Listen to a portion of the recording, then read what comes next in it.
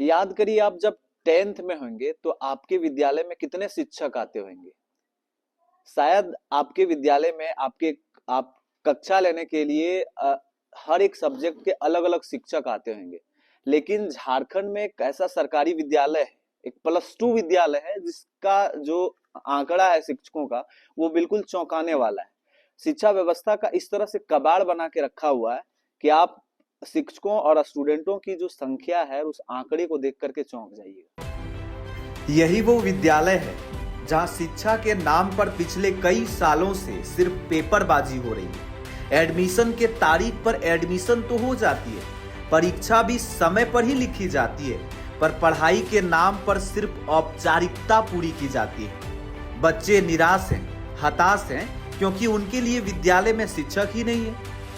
नौकरी, सरकार, सियासत और नियुक्ति के बीच के युद्ध से अनजान ये बच्चे अपने भविष्य को दांव लगाए हुए हैं। शायद एक रिवाज बन गया है यहाँ कि एडमिशन कराओ और डिग्री लेकर चले जाओ। ये सब क्यों हो रहा पता है आपको? क्योंकि यहाँ लगभग 3500 विद्यार्थी पढ़ते हैं। 3500 विद्यार्थियों का नामांकन हुआ है, लेकिन उनके लिए सिर्फ 10 शिक्षक हैं। सिर्फ 10 शिक्षक।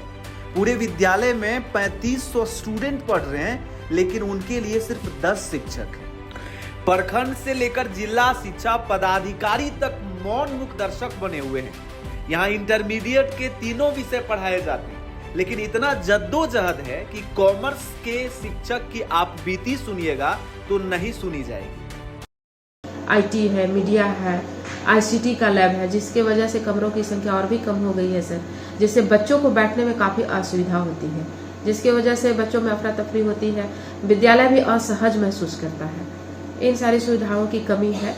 यदि विद्यालय का स्ट्रक्चर भवन मिल जाए तो काफ़ी सहूलियत होगी। टोटल हमारा विद्यालय का जो जमीन है सर, वो है 9 एकड़ 10 डिसमिल, लेकिन फिलहाल हमारा जमीन जो है सो अतिक्रमण की वजह से सिमट करके 6 एकड़ 10 डिसमिल में है। अर्थात हम कह सकते हैं कि वो 3 एकड़ जो भूमि है अतिक्रमण में है, जो खास करके उत्तर पश्चिम और पूरब की दिशा में सर अतिक्रमण किया गया है। देखिए, इस क्लास में सिर्फ 5 बच्चे दिख रहे हैं और बीच में प्राचार्य महोदया जी खड़ी। यहाँ शायद एक मानसिकता बन गई है कि शिक्षक है ही नहीं, फिर क्लास जाकर के क्या करेंगे। घिस पीट कर स्कूल को चलाया जा रहा है। समझ ही नहीं आता क्यों शिक्षा का ऐसा अलख जगाया जा रहा है। एक शिक्षक मिले, उनके चेहरे पर रोष है, गम और एक बोझ है, क्योंकि उन्हें अकेले क्लास को खींचना पड़ रहा है। इसी तरह मैनेज करते हैं, शिफ्ट में बुलाते हैं। कुछ बच्चे हमारे बाहर रहते हैं, 12th के भी जैसे थोड़ा 2 घंटा लेट बुलाए कि भाई आप थोड़ा लेट से आइए।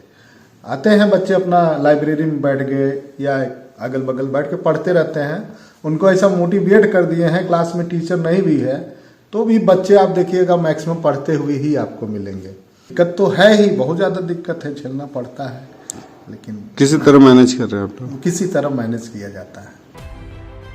अब और क्या सुनाऊं आपको, समझने के लिए इतना ही काफी है।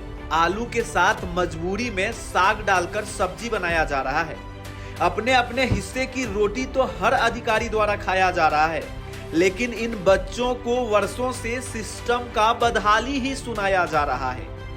अगर आपने देख लिया और समझ गए तो आशा इतना ही है कि इस वीडियो को वहां तक पहुंचा दें जहां से इन बच्चों का भविष्य खतरे से खाली हो जाए।